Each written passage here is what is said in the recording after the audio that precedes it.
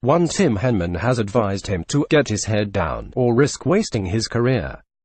The controversial Australian took aim at two of tennis' finest players, Rafael Nadal and Novak Djokovic, in an explosive interview with the No Challenges Remaining podcast before losing his cool on court at the Italian Open, taking his frustrations out on a chair.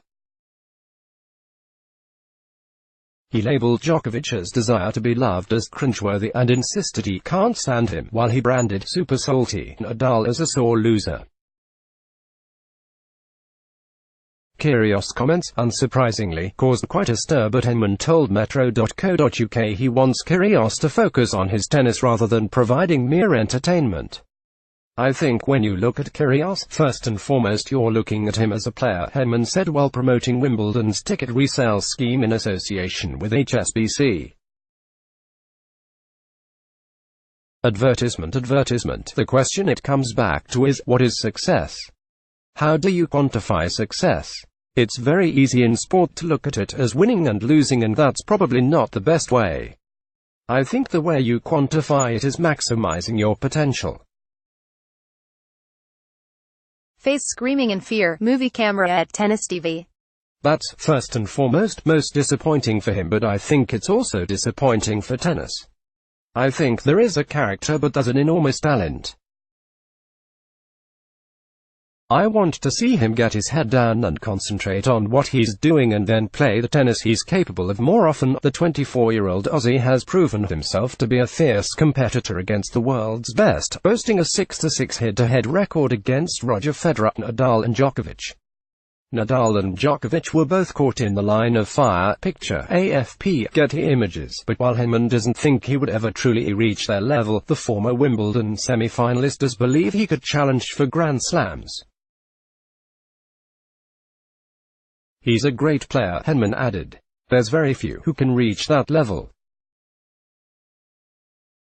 I think personally the three of this generation are the three of the top 5 male players of all time.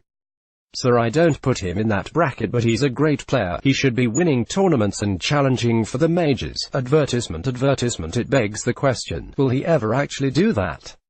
"I'm not a fortune teller," Henman smiled. "I hope so, but only time will tell." Kyrgios' off-court antics trickled into this week as he decided to tell the world he thought the French Open, which starts on Sunday, sucks, but the venue of his declaration of hatred towards the clay was of great interest from a British perspective. Henman has caught plenty of Murray in action. Picture Corbett via Getty Images. The world No. 36 was on the grounds of the All England Club in order to have a hit with former world No. 1 Andy Murray, who is continuing his rehab from a hip resurfacing operation. Henman, a Wimbledon board member, didn't catch the pair practicing, but he has caught Murray in action plenty of times over the past few weeks, hitting with James Ward and a few different coaches on green clay as well as indoors. Murray all but ruled out the possibility of competing in singles at Wimbledon this summer, although he left the door open for doubles, in an interview with The Times. And while Henman remains uncertain whether the 32-year-old will be able to extend his playing career, he has been impressed with what he's seen. "I've seen Andy a lot recently, and he's been practicing at the club and he's really progressing well after the major surgery, so I think he has an aspiration to return, but it's very difficult to know what's going to happen," Henman added. Henman hopes Murray can return. Picture Getty. There are so many people who have had new hips and had great results and get rid of the pain and feel better for it. But none or very few, probably on one hand, the number of 31-year-olds that have had a new hip and then want to try and play professional tennis. Advertisement. I think there is this element of unknown, but he's doing his rehab as religiously as you'd expect, and only time will tell. He looks great. I mean, he hasn't been doing a lot of movement, but in terms of the ball striking, it's as you would expect. He still hits the ball great. And then he will look to build up the strength and the confidence in his moving and goes step by step. But again, there's no time frame, there's no rush. One other player Murray has trained with in recent weeks is British No. 3. Dan Evans. Less than a year ago, Henman was part of a committee that denied the Birmingham-born ace a wildcard for both qualifying and the main draw of Wimbledon, leaving Evans attempting an unlikely feat of storming his way through pre-qualifying all the way to the championships.